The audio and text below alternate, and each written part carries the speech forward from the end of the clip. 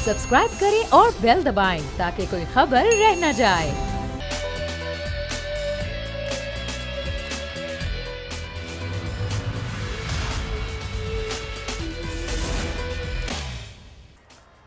बिस्मिल्लाहिर्रहमानिर्रहीम। अस्सलाम वालेकुम। प्रोग्राम में मैं सुमैया रिजवान आपको वेलकम करती हूँ। नाजरीन, मुल्क में जो सियासी सरगर्मियाँ हैं वो अपने उरूज पर पहुँच चुकी हैं। एक जाने वज़ीर आज़म ने दीर में जलसा किया और उस जलसे से जो खिताब किया उसके कुछ निकात जो बताना चाहती हूँ मैं आपको। उन्होंने कहा कि मेरा अपोजिशन से कोई मुकाबला नहीं बल्कि जिहाद है, मैं इनके लिए जिहाद करने निकला हूँ, उसमें मेरी जान भी चली जाए लेकिन मैं इनको छोड़ूंगा नहीं। उन्होंने कहा 3 चूहे मेरा शिकार करने निकले हैं लेकिन मैं इन तीनों विक्टों को गिरा दूंगा। साथ ही साथ उन्होंने ये भी कहा कि अदम एतमाद से एक रोज़ पहले डी चौक पर एक बड़ा जलसा करूंगा और इनको बता दूंगा कि मैं इनके लिए कितना ख़तरनाक हूँ। उसके बाद फिर मौलाना फजलुर रहमान शहबाज शरीफ आए, उनकी मुलाकातें हुई, क्योंकि मुलाकातें भी हो रही हैं। उन्होंने कहा कि हम भी जिहाद करने निकले हैं और अब इमरान खान बौखला चुके हैं और ये बौखलाहट वाले बयानात हैं वो जो ये दे रहे हैं। और अगर मैं बात करूँ अदम एतमाद की, तो नाज़रीन जो अपोजिशन की तरफ से तहरीक अदम एतमाद पेश की गई उसके बाद से लेकर अब तक जो हुकूमत और अपोजिशन है दोनों तरफ से तनकीद की जा रही है। फतह के और शिकस्त के दावे भी किए जा रहे हैं। सियासी मुलाकातों का, एक दूसरे की किरदार कुशी का ये सिलसिला जारी है। अगर हम देखें तो दोनों तरफ से नंबर गेम पूरे होने पर इत्मीनान का भी इजहार किया जा रहा है। दूसरी जानिब ज़मीनी हक़ाइक़ को मद्देनज़र रखते हुए इम्कानात कुछ ऐसे लग रहे हैं कि अपोजिशन का पल्ला भारी है। ये भी खबरें मौसूल हो रही हैं कि अलीम खान ने लंदन में जो मियाँ नवाज शरीफ तरमीर मुलाकात की उसमें मुस्बत जवाब दिया, जो पेशकश उनको नवाज शरीफ की जानिब से की गई मुस्लिम लीग नून में शामिल होने की। अलीम खान और जहांगीर तरीन के धड़ों की मुस्लिम लीग नून से मिलने से न सिर्फ तहरीक इंसाफ के पंजाब में हुकूमत को खतरा हो सकता है बल्कि मरकज़ पर भी उन खतरात के साए पड़ने के वाज़ेह इम्कानात मौजूद हैं। अगर हुकूमत को अपने अरकान पर भरोसा है तो आखिर वजह क्या है कि हुकूमत की जानिब से यह ऐलान किया गया कि फ्लोर क्रॉसिंग करने वालों पर आइन की शिक 63A के तहत कार्रवाई की जाएगी। जो अरकान वज़ीर आज़म इमरान खान के खिलाफ अदम एतमाद का वोट डालेंगे उनकी असम्बली की रुकनीत मनसूख कर दी जाएगी। अगर स्पीकर असम्बली को लगे कि किसी रुकन ने पार्टी छोड़ दी है तो वो उस रुकन का वोट नहीं गिनेंगे। उनके इस बयान के बाद इस अमल के कानूनी और आइनी असरात पर बहस जारी है। मगर सवाल ये है कि हुकूमत के इत्तेहादी MKM और मुस्लिम लीग काफ अगर हुकूमत के मुखालिफ वोट देते हैं तो फिर हुकूमत क्या करेगी? क्या कानून के मुताबिक पार्टी अपने किसी रुकन को अपने खिलाफ वोट देने से रोक सकती है? और अगर किसी रुकन का वोट मनसूख कर भी दिया जाता है तो क्या इखलाकी तौर पर वो मनसूख शुदा वोट हुकूमत के मुखालिफ तस्वुर नहीं किया जाएगा? और अहम सवाल ये है कि अपनी पार्टी के वज़ीर आला और वज़ीर आज़म के खिलाफ वोट देने पर अगर तहरीक इंसाफ इन मेंबरान को नाअहल करने की दरख्वास्त स्पीकर को देती है और इलेक्शन कमीशन आखिरकार उन्हें नहाल कर देता है तो फिर सूरत हाल क्या बनेगी? इतनी बड़ी तादाद में तहरीक इंसाफ के मेंबरान नाअहल होने के बाद हुकूमत अपनी अक्सरियत खो बैठेगी। और अगर 3 महीने बाद इन खाली नशस्तों पर ज़िमनी इंतखाबात होते भी हैं और अपोजिशन और तहरीक इंसाफ के मुनहरिफ धड़े के अरकान जीत भी जाते हैं तो उस सूरत में भी हुकूमत ज़िंदगी बस सिर्फ 3 माह तक महदूद हो जाएगी। क्या नाज़रीन हुकूमत अदम एतमाद की तहरीक को नाकाम बनाकर एक बार फिर अपोजिशन को शिकस्त देने में कामयाब हो सकेगी? और अगर ऐसा हो जाता है तो इस शिकस्त का अपोजिशन का इस पर आने वाले अगले इलेक्शंस पर क्या? इस तमाम तर सियासी माहौल पर हम बात करेंगे। हमारे पैनलिस्ट हमें ज्वाइन कर चुके हैं। मुझे ज्वाइन करें इमरान याकूब साहब, सीनियर एंकर पर्सन है, सीनियर सहाफ़ी हैं, तज़कियाकार हैं, उनको हम वेलकम कहेंगे। इमरान साहब बहुत शुक्रिया आपके वक्त का। गुलाम मुर्तज़ा साहब हमें ज्वाइन कर रहे हैं, ब्यूरो चीफ़ हैं इस्लामाबाद के, उनको भी हम वेलकम कहते हैं। तो सबसे पहले मैं मुर्तज़ा से जानूँगी ज़रा इस्लामाबाद का माहौल क्या कह रहा है और कल कुछ पार्लियामेंट लॉजिस में हुआ उसके बाद की क्या सूरत हाल है? मुर्तज़ा, कल जो भी पार्लियामेंट लॉजिस में हुआ उसके वज़ीर दाखिला का बयान आना, फिर पार्लियामेंट लॉजिस का सारा जो सिस्टम है उसको रेंजर्स के हवाले कर देना, एक तो मुझे बताएं कि शहर इक़्तिदार का हाल कैसा है, वहाँ बातें क्या की जा रही हैं, क्या पता चल पाया है, किस का पलड़ा भारी हो गया है अभी? सबसे पहले तो अपोजिशन की हम बात कर लेते हैं कि अपोजिशन जमातें गुज़श्ता काफ़ी दिनों से वर्किंग कर रही हैं और इस वर्किंग के जो उन्होंने की उसका रिज़ल्ट आप देख रही हैं कि वज़ीर आज़म साहब मुख्तलिफ़ जगहों पे जो जलसे कर रहे हैं, जो उनके कराची के जलसे हैं उसके हवाले से अगर आप देखें, जो आज दीर में किया उसके हवाले से देखें तो डेस्परेशन आपको साफ नज़र आ रही है कि बेचैनी है।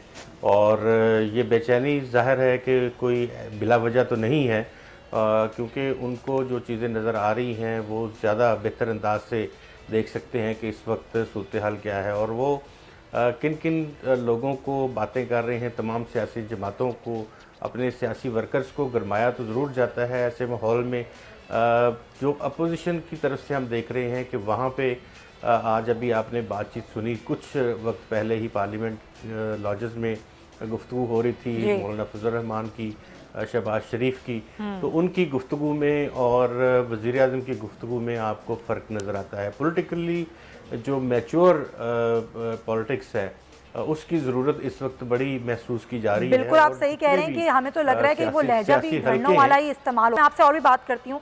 राशिद सोमरो साहब में JUI से ज्वाइन कर चुके हैं, उनके हम वेलकम कहते हैं। राशिद साहब बहुत शुक्रिया आपके वक्त का। ये बताइएगा कल पार्लियामेंट लॉजेस में हुआ क्या, क्योंकि कुछ CCTV फुटेजेस भी आ गई हैं जिसमें ये देख सकते हैं कि 50 से ज़ायद लोग थे जो पार्लियामेंट लॉजेस में दाखिल हुए। हुआ क्या था पहले ज़रा आप बताइएगा। तो पहले तो मैं आपका शुक्रिया अदा करता हूँ और पार्लियामेंट लॉजेस जो है वो अरकान पार्लियामान की रहाइशगाह है। बिल्कुल। वहाँ अरकान पार्लियामान की मर्जी से 50 आदमी दाखिल हों या 500 आदमी दाखिल हों, उस पर न वजीर दाखिला को कोई एतराज़ होना चाहिए, न वजीर आज़म को कोई एतराज़ होना चाहिए।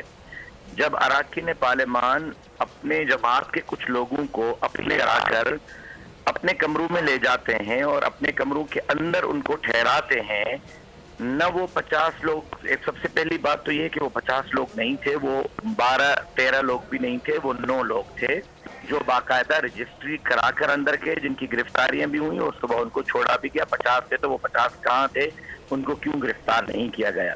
फिर न उन्होंने जो है कानून तोड़ा है, इजाजत लेकर अंदर गए हैं, एंट्री करा कर गए हैं, न पुलिस चौकियों पे कब्जा किया है, न लाजेस का कब्जा किया है, न गलियों का कब्जा लिया है, न दरवाजों पर बैठे हैं, न छतों पर बैठे हैं।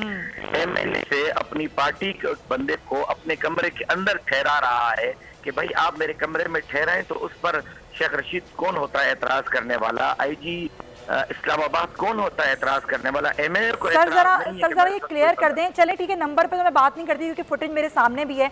9 लोग तो चले फिर भी नहीं है, लेकिन क्या ये गैर मामूली था कल वो आए या इससे पहले भी आते रहे हैं लोग? ये कोई बड़ी बात नहीं है। देखिए, गैर मामूली तो इसको मैं आपसे पूछना चाहता हूँ ना, जमीयत उलमा इस्लाम कोई 1-2 दिन की जमात तो नहीं। बर्रे सगीर के अंदर जमीयत उलमा इस्लाम 100 साल तारीख रखती है। जमीयत उलमा इस्लाम वो जमात है जिन्होंने बंदूक छीन कर वोट की पर्ची अपने कारकुनों के हाथ में दी है। जनाजे उठाने के बाद भी उन्होंने आइन की, पार्लियामान की, जमहूरियत की बालादस्ती की बात की है।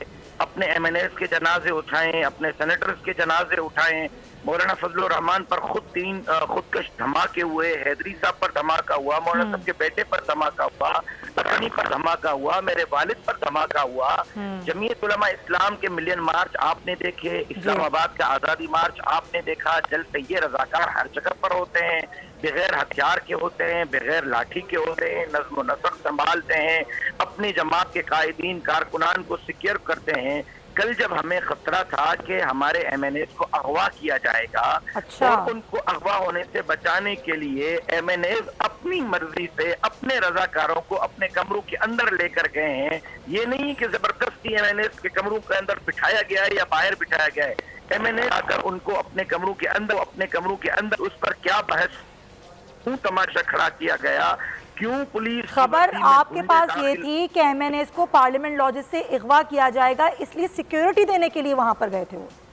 तो अगवा तो कल किया गया, आपने देखा हमारे एक सेनेटर को मारा गया, हमारे 3 MNAs पर तशद्दुद किया गया, हमारे 2 MNAs को गिरफ्तार किया गया और सींग होते हैं। हमारे अंसारुल इस्लाम ने कल अगर किसी पुलिस वाले को थप्पड़ मारी है तो आप बताएं, अगर ये इतनी बड़ी तो ये मामला खराब कहाँ से हुआ राशिद साहब? मामला खराब कहाँ से हुआ? मामला खराब यहाँ से हुआ कि हुकूमत भोगता चुकी है, हुकूमत के हवास बाख्ता हो चुके हैं। कल उन्होंने जब देखा कि चंद MNA जमीयत उलमा इस्लाम के अपने रजाकारों को मेहमान ठहरा कर लाजिज ले गए हैं, तो तूफान खड़ा किया गया कि जी अब तो MNA सिक्योर हो जाएंगे, अब तो हम MNAs को गिरफ्तार नहीं कर सकेंगे, फोन कॉल नहीं कर सकेंगे, दबाव नहीं डाल सकेंगे।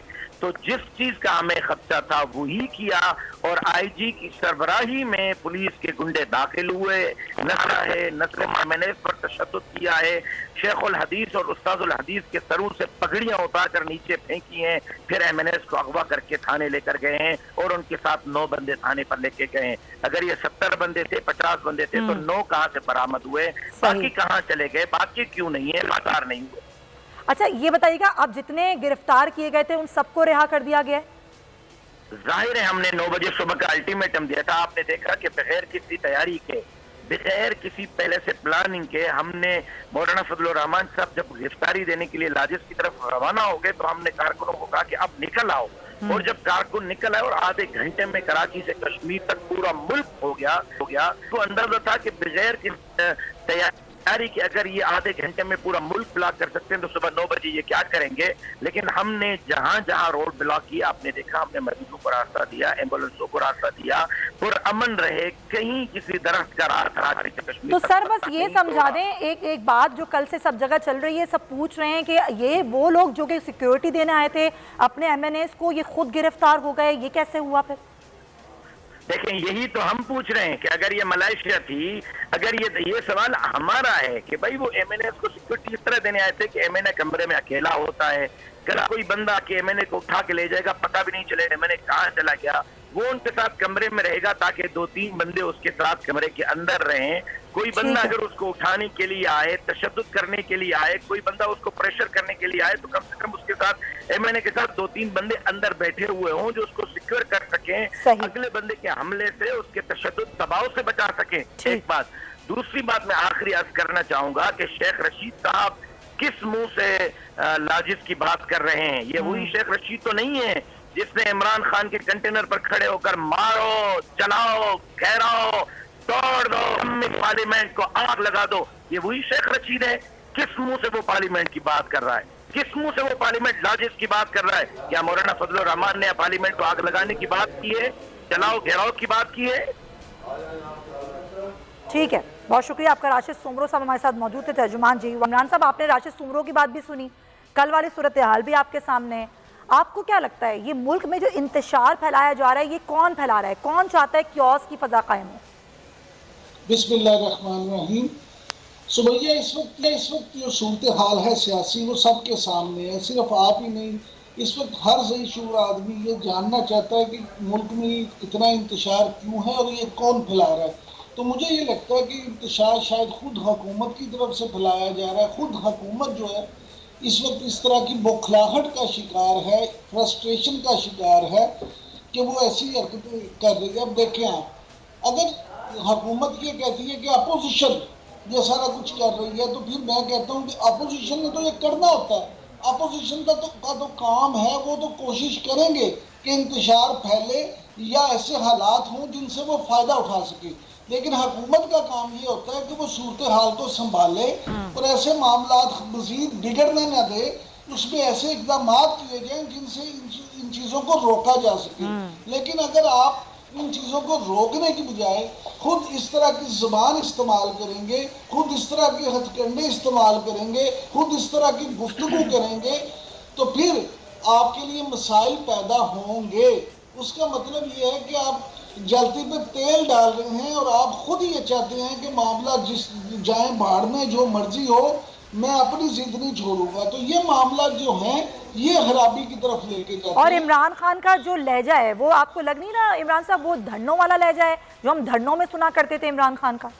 मुझे ऐसा लगता है सुमैया कि शायद वज़ीर आज़म इमरान खान साहब, जो अगरचे मेरे हर दिल अजीज वज़ीर आज़म हैं, लेकिन मुझे लगता है कि शायद वो बुखलाहट का इसलिए शिकार हैं कि उन्हें अपनी शिकस्त नजर आ रही है। वो इलेक्शन मोड में जा चुके हैं, वो अब अपोजिशन की सियासत कर रहे हैं। आप एग्जैक्टली 2018 से पहले जो कंटेनर की सियासत थी, उनकी वो गुफ्तगू थी, आज वाली गुफ्तगू का उससे मुआवजा कर लें। जी हाँ, बिल्कुल। आपको खुद दूध का दूध और पानी का पानी हो जाएगा कि क्या एक वजीर आजम को ये गुफ्तगू ज़ेब देती है, क्या एक वजीर आजम को इस तरह की बातें करनी चाहिए। आपने चीजों को समेटना है या आपने चीजों को मजीद उलझाना है? सही बात है। बिल्कुल, ये तो वज़ीर आज़म का काम है ना कि अगर आपने चीज़ों को समेटना है तो फिर लहजा भी आपका ऐसा होना चाहिए। पॉइंट एक है। अच्छा मुर्तज़ा साहब, ज़ाहिर है मुलाकातें तो हो रही हैं ना, क्योंकि तहरीक अदम एतमाद का मामला है, अभी 14-15 रोज़ में इसका भी फैसला होना है। क्या लग रहा है आपको, तहरीक अदम एतमाद पे क्या अपोजिशन के नंबर्स पूरे हो जाएंगे, या फिर जो आर्टिकल 63A एकदम से लेकर आई हुकूमत, उस पर बात की जा रही है कि जो फ्लोर क्रॉसिंग करेगा या जो अपनी जमात के साथ गद्दारी करेगा, ये लफ्ज़ अगर इस्तेमाल कर लें, तो उसको जो है वो नाअहल कर दिया जाएगा, तो यहाँ पर ये इम्प्लीमेंट हो जाएगा, या हुकूमत को लग रहा है कि उनकी शिकस्त वाज़ेह तो इस तरह की चीज़ें लेकर आई जा रही हैं? सुमिया, बहुत सादा सा ये मसला है, कोई बहुत ज़्यादा टेक्निकल और बहुत ज़्यादा इसमें कोई कानूनी आइनी नुक्ता नहीं है। 63A जो है वो ये कहता है कि डिफेक्शन क्लॉज बुनियादी तौर पे ये है कि जब कोई शख्स फ्लोर क्रॉसिंग करेगा तो उसके ऊपर डिफेक्शन क्लॉज नाफज हो सकती है, उसके ऊपर लागू हो सकती है। और इसके अल्फाज इस तरह से हैं कि वो उसके हवाले से स्पीकर कौमी असम्बली एक रेफरेंस बनाएगा और रेफरेंस की दरख्वास्त पार्टी सदर देगा, जो पार्टी का चेयरमैन होगा वो देगा कि ये शख्स हमारे वोटों पे इलेक्शन लड़ा था और इसने पार्टी पॉलिसी की खिलाफ वर्जी की है और खिलाफ वर्जी करते हुए पार्टी के खिलाफ वोट दिया है। लेकिन ये दो सिनेरियोज हैं, एक है प्री पोल सिनेरियो, एक है पोस्ट पोल सिनेरियो। प्री पोल में किसी के ऊपर कोई पेनल्टी, कोई किसी तरह की ऑब्लिगेशन, कोई किसी तरह का रूल्स, कोई लॉ लागू नहीं होता। जब जुर्म कमिट होता है तो उसके बाद अगली कार्रवाई करने का इख्तियार उनके पास आ जाएगा, यानी कि उस वक्त का जो उनका पार्टी हेड होगा या चेयरमैन होगा या जो भी वज़ीर आज़म खुद लिखेंगे, वो अपने स्पीकर के ज़रिए से इस रेफरेंस को इनिशिएट करेंगे। ये ऐसे ही लोगों को डराने के लिए कि वो अपना वोट जो है वो ना डालें। दूसरी बात ये है कि जब अदम एतमाद कामयाब हो जाए अगर, तो वज़ीर आज़म ही नहीं रहेंगे, वो किसको ख़त लिखेंगे, वो कहाँ से उनको डिफेक्शन क्लॉज में लेके जाएंगे, तो वो तो बड़ी दूर की बातें हैं। ये प्रेशर टैक्टिक्स हैं जो कि अपोजिशन के ऊपर लगाने की कोशिश की जा रही है।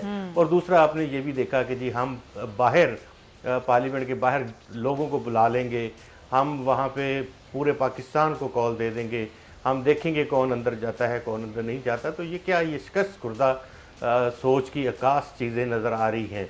अगर आपने पॉलिटिकल जो फील्ड है, पॉलिटिकल उसका मुकाबला करना है, सियासी तौर पे चीज़ों को देखना है आपने, तो ये तो नहीं है। आप मुकाबला करें, वहाँ आप ना जाने दें अपने बंदों को, और अपने जो आपके इत्तेहादी हैं उनको भी आप पूरी तरह से इंटैक्ट रखें अपने के साथ। लेकिन अभी आपने लाहौर में गुफ्तगू सुनी होगी फवाद हुसैन चौधरी साहब की, साथ उनके दोनों MOS भी थे और ख़ुद मिनिस्टर साहब भी थे।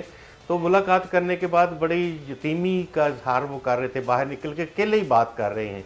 अब ये भी नहीं हुआ कि मोइन इस्लाही साहब उनके साथ आके बात खड़े हो जाए, उनको बात ही नहीं करनी चाहिए थी। तो ये वो खुद अपना तमाशा जो है वो बना रहे हैं। जब चौधरी बिरादरान से मुलाकात, किसी के घर भी कोई मुलाकात करने जाता है तो जो मीडिया टॉक है वो सब लोग खट्टे मिल के, जी हाँ बिल्कुल साथ की जाती है, ताकि वो दोनों का मौक़िफ़ आए ना कि आपस में क्या बात हुई है। जी हाँ, ये आपने बिल्कुल सही बात की। और वो ये जितने भी पॉइंट्स आप देखते जाएं, जितनी भी चीज़ें आप इस वक्त तक की देखती जाएं, देखिए हम तो कोई ये नहीं, जर्नलिस्ट तो नहीं चाहता कि कामयाब होगा या नाकाम होगा, वो तो पार्लियामेंट्री पॉलिटिक्स का, पार्लियामेंट्री लीडर्स का काम है कि वो कितने बंदे अपने साथ इकट्ठे करते हैं। हाँ बिल्कुल सही कह रहे हैं आप, ज़ाहिर सिनेरियो देख के और हालात को देख के ही तज़किया दिया जाता है। अच्छा इमरान साहब, ये आप अलीम खान को, जहांगीर तरीन के स्टेटस को कहाँ देखते हैं, क्या रहा है, किस तरफ जाएंगे ये लोग?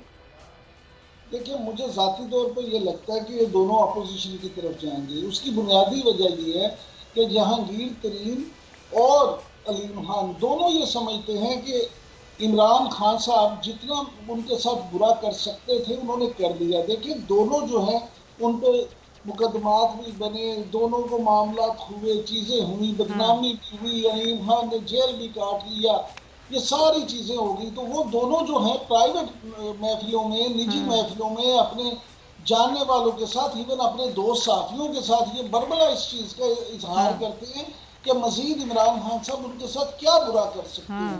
लिहाजा अगर इस सारी गुफ्तगू और इस सिनेरियो को देखा जाए तो मैं नहीं समझता कि वो अब इमरान खान साहब का या हुकूमत का साथ देंगे।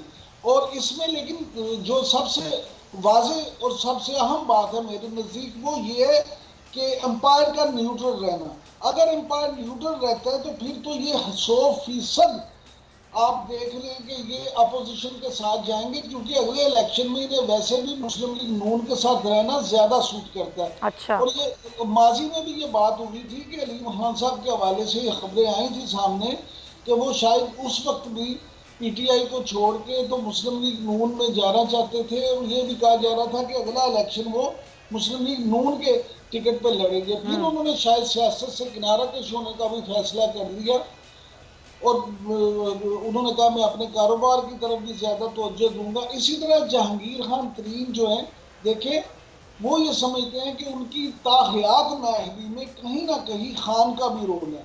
वो समझते हैं कि कप्तान के इर्द गिर्द जो कुछ लोग ऐसे थे जो जहांगीर तरीन को पसंद नहीं करते थे, उन्होंने ये सारी गेम चलाई और कप्तान को जहांगीर तरीन से मुतनफ़र किया। तो आपको याद होना चाहिए कि जो इमरान खान साहब की हुकूमत बनी थी, तहरीक इंसाफ की हुकूमत बनी थी, वफाक में भी और पंजाब में भी, जी बिल्कुल, अगर उसमें जहांगीर तरीन साहब का जहाज अपनी उड़ान ना बढ़ता तो सही बात शायद है। वो हुकूमत ना बन सकती। सही तो बात ये है। सारी चीजें इस आपको इस पूरे सिनेरियो को इस तरह से देखना पड़ेगा। बिल्कुल, जो करीबी दोस्त हैं उनको भी ये शिकवा है कि ज़ाहिर है उनके साथ जो सलूक है वो ठीक नहीं किया गया, तो मुमकिन तौर पर लगता है तो यही है कि वो अपोजिशन की तरफ ही जाएंगे। बहुत शुक्रिया आपका इमरान याकूब साहब, गुलाम मुर्तज़ा साहब, दोनों हमारे साथ मौजूद थे ना। एक ब्रेक शामिल करेंगे, वापस आएंगे तो मज़ीद खबरों पर डिस्कशन स्टार्ट करेंगे। Stay with us.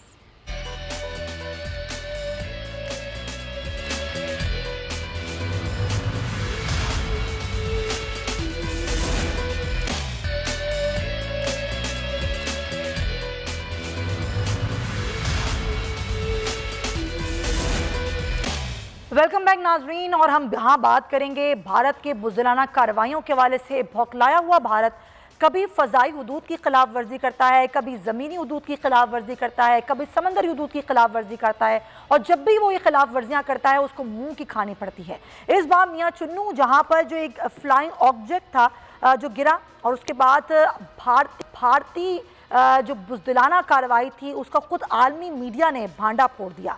हुआ कुछ यूं कि एक नाम नेहात सुपरसोनिक क्रूज मिसाइल जो कि हदूद को पार किया जिसने, और ये पार करते हुए ज़ाहिर है एक तरह की नाकामी ही थी, और ये भी सोचा जा रहा है कि इस तरह की कार्रवाई क्यों की गई। वज़ीर ख़ारिजा की जानिब से जो बयान आया, उन्होंने कहा कि हिंदुस्तान का जो रवैया है वो इंतहाई गैर जिम्मेदाराना था, और ख़ास तौर पर ये हिंदुस्तान की जो हरकत थी वो इंतहाई तशवीशनाक थी।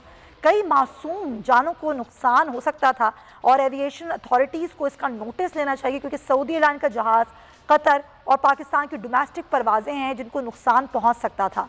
अब तमाम वज़राए ख़ारजा को मदऊ करके सूरत हाल का पाकिस्तान आगाह भी करेगा। लेकिन एक अच्छी जो कि खबर वो ये है वो कि आज जो पाकिस्तान की दिफाई ताकत में इजाफा हुआ, और पाकिस्तान का जो ज़ाहिर बरादराना ममालिक हैं चीन, उसकी तरफ से जो J-10C तैयारे पाकिस्तान को दिए गए हैं बहुत ज़बरदस्त अहलियत के हामिल हैं, और उनका आज उसमें हमारी दिफाई सलाहियत में मज़ीद इजाफा करेंगे उसको शामिल किया गया है।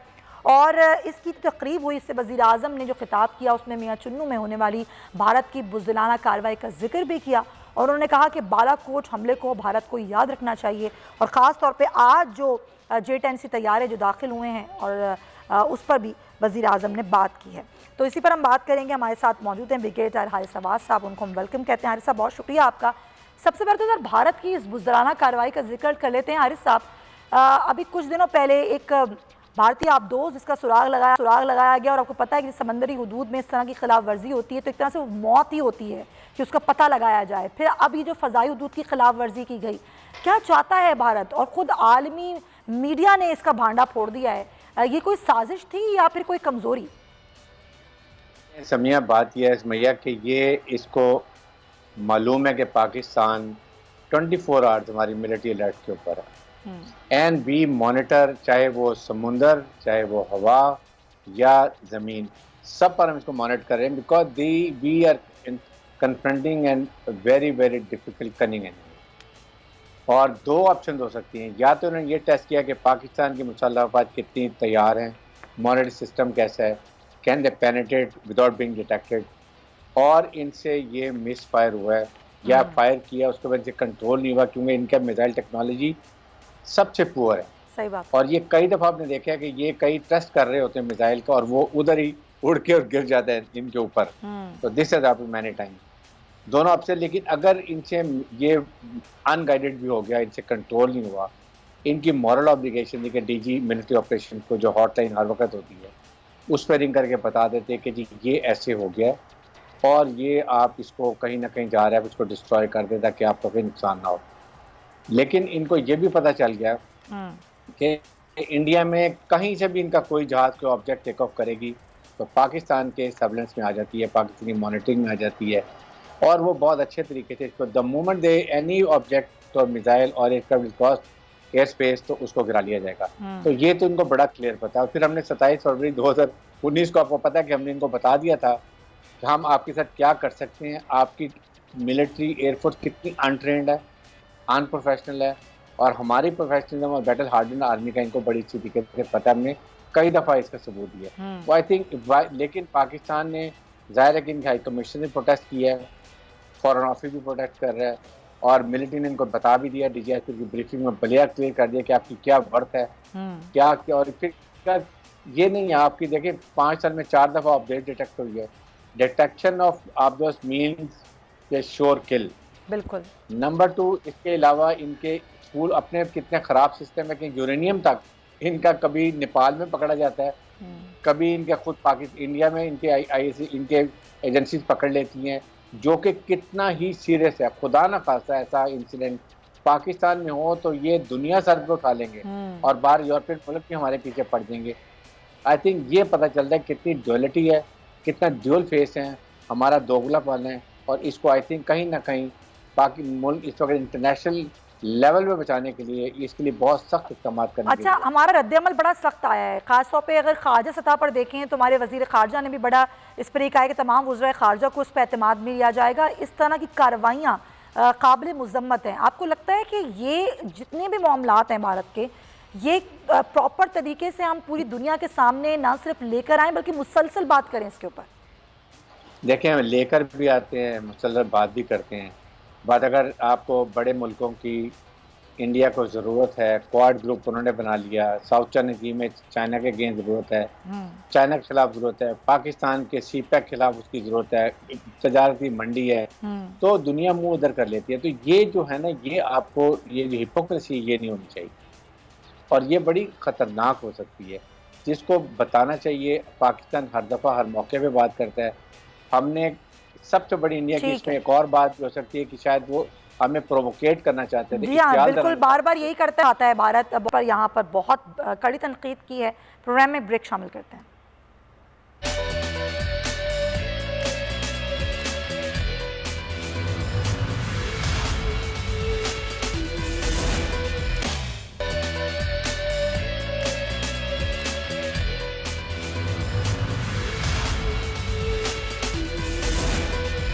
Welcome back to the show नाज़रीन। और प्रोग्राम के हिस्से में बात करेंगे हम जानवरों को होने वाली जल्दी बीमारी के हवाले से, जिसमें कई हज़ार जानवर मुतासर हुए हैं पूरे सिंध में और ख़ास तौर पर जो जल्दी बीमारी जानवरों को हुई है, क्या ऐसे जानवर जिनको ये जल्दी बीमारी जिसे लिम्पी स्किन कहा जाता है, क्या ऐसे जानवरों का गोश्त खाना या फिर दूध इस्तेमाल करना मुज़र सेहत तो नहीं? ये बड़ा आम सवाल है जो कि आजकल हर शहरी की ज़ुबान पे है कि क्या हम गाय का गोश्त खा सकते हैं, क्या उसका निकला हुआ दूध इस्तेमाल किया जा सकता है? क्योंकि जो नेशनल फूड सिक्योरिटी का एक एलामिया है वो ये कहता है कि लिम्पी स्किन की जो बीमारी है ये ना सिर्फ सिंध में बल्कि पंजाब में भी कई शहरों में जानवरों में हो चुकी है। इसके कोई मुज़म्मरात तो नहीं हैं, लेकिन उसके बावजूद जो बीमारी जानवरों को हुई है जल्दी, उसको रोकने के लिए इक़दाम किस हद तक किए जा रहे हैं, ये बड़ा अहम सवाल है। क्योंकि आगे ज़ाहिर है ये अगर चीज़ बढ़ती है और मज़ीद जानवरों को मुतासर करती है तो वे बहुत बड़ा बहरान है जो कि आएगा। और क्या इससे पहले कभी इस तरह की बीमारी जानवरों को हुई है, और अगर हुई है तो क्या इसकी कोई वैक्सीनेशन है जो बर वक्त जानवरों को लगाई जाए ताकि वो इस बीमारी से बच सकें? जो मवेशियों में लिम्पी स्किन की बीमारी होती है एक वायरस की वजह से होती है। ये कहा जा रहा है कि ये कुछ मच्छरों के काटने की वजह से भी ये बीमारी हो जाती है। कई जगह हमने देखा कि लोग खासा इज्तनाब जो है वो बरत रहे हैं इस गोश्त को खाने से, क्योंकि लोगों को अगर वो ये गोश्त खाएंगे जिन जानवरों को जल्दी बीमारी हो गई है तो उनको भी इससे नुकसान पहुंच सकता है। क्या वाकई ये जो गोश्त है या दूध है वो मुज़र सेहत है? इसी पर हम बात करेंगे। डॉक्टर कैसर सज्जाद साहब हमें ज्वाइन करें। डॉक्टर साहब बहुत शुक्रिया आपका। ये बताइएगा, लोगों के जहनों में सवाल है कि वो जानवर जिनको जल्दी बीमारी हो गई है, क्या उनका गोश्त खाना या दूध इस्तेमाल करना मुज़र सेहत हो सकता है? बिस्मिल्लाहिर्रहमानिर्रहीम, बहुत शुक्रिया आपका। और मुझे पता नहीं था, मुझसे पूछ रहे थे कि जी आप इस पे हम बात करना चाह रहे हैं, तो मैं ये समझ रहा था कि शायद कुछ टाइम मुझे मिलेगा बात करने का। तो मुझे पता चला कि मैं तो बिल्कुल लाइव हो गया हूँ। बात ये है कि ये एक वायरस है और अच्छी बात ये है कि ये इंसानों में नहीं लगता, मतलब जानवर से इंसानों में अब तक इसका प्रूव नहीं हुआ कि ये ट्रांसमिट होता है। लेकिन खाने का वायरस है, हमें एहतियात ज़रूर करनी चाहिए। लेकिन जो वायरस हमारे यहाँ जो जिस तरह से खाना बनाया जाता है ईस्टर्न तरीके में, उसमें बहुत अच्छी तरह से इसको पकाया जाता है, तो बहुत सारे ऑर्गेनिज्म बर्न हो जाते हैं और ख़तरा कम हो जाता है। लेकिन मैं बार बार ये कहता हूँ कि चूँकि कोई चीज़ नहीं आती है तो कुछ दिनों के लिए एहतियात कर लेने में कोई हर्ज नहीं है। लेकिन साइंसी तरीके से अभी ये प्रूवन नहीं है कि ये बीमारी जो है खाने में आपको ये बारे में जा सकता है। ठीक है, बहुत शुक्रिया आपका डॉक्टर कैसर सज्जाद साहब। हमारी इसी सूरत हाल पे हम बात करेंगे। हमें ज्वाइन कर चुके हैं DG live stock Sindh doctor Nazir Hussain Kurhoro साहब। डॉक्टर साहब बहुत शुक्रिया आपके वक्त का। सर ज़रा ये वाज़े कर दीजिएगा कि कितने जानवर हैं जो इस बीमारी से मुतासर हो चुके हैं? अभी तक जो हमारे पास फिगर है वो 22,877 है और अभी तक जो अमवात हैं वो 120 हैं, सिर्फ गाय हैं। सिर्फ गाय में तकरीबन 6,000 के करीब जो है वो जानवर ठीक हो गए हैं, रिकवरी आ गई है। तो डॉक्टर साहब ये बीमारी क्या पहली दफा आई है या इससे पहले आ चुकी है? और अगर आ चुकी है तो कोई वैक्सीन नहीं दी जाती जानवरों को इसकी? जी, पाकिस्तान में पहली मरतबा आई है और वैक्सीन जब तक कोई बीमारी आपके मुल्क में नहीं होती तो आप वैक्सीन नहीं मंगवा सकते, क्योंकि वैक्सीन दूसरे वायरस से होती है। सही। और अगर आप वैक्सीन मंगवाते या किट्स मंगवाते तो आपका उस डिजीज से जो फ्री स्टेटस है ना, कि या ये मुल्क फ्री है इस बीमारी से, वो खत्म हो जाता है। तो आप उन ममालिक में गोश्त नहीं बेच सकते जहाँ पे ये बीमारी नहीं है। तो डॉक्टर साहब ये बताइएगा, जिस तरह आपने कहा पहले से वैक्सीन नहीं मंगवा सकते थे। बिल्कुल जाहिर है, आपने कहा ये पहली बार आई है पाकिस्तान में जानवरों में, तो अब जो सूरत हाल है वो क्या कंट्रोल में है, ये कहेंगे आप? जी, फिलहाल तो हम कहेंगे कंट्रोल में है, पार्शियली कंट्रोल में, क्योंकि अभी तक जो इन्फेक्शन है वो उसका रेट जो है वो 1% के नीचे है। अच्छा। और उसके अलावा जो डेथ रेशो है वो भी 1% के नीचे है, जितने बीमार हो उसका डेथ रेशो यहाँ पे।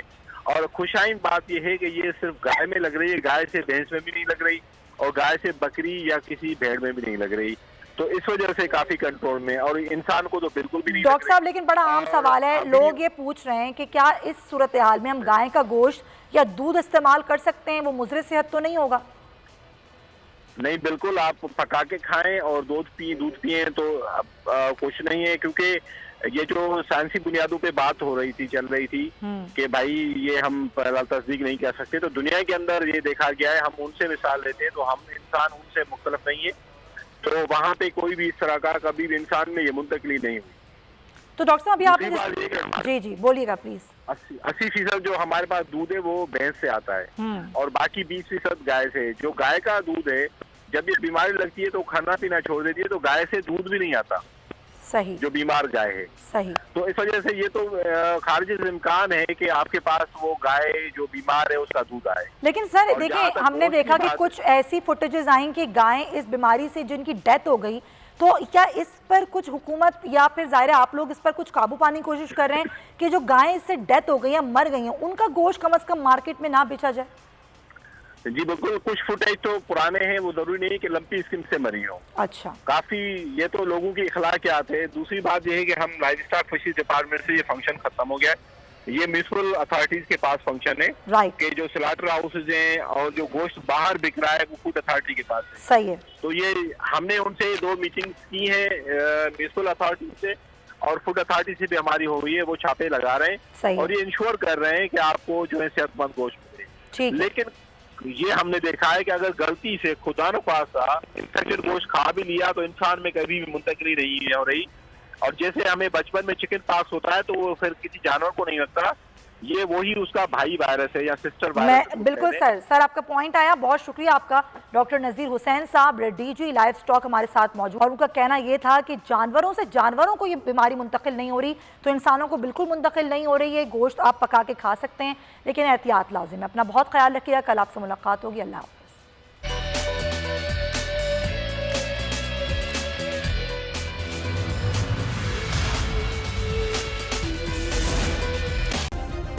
सब्सक्राइब करें और बेल दबाएं ताकि कोई खबर रह न जाए।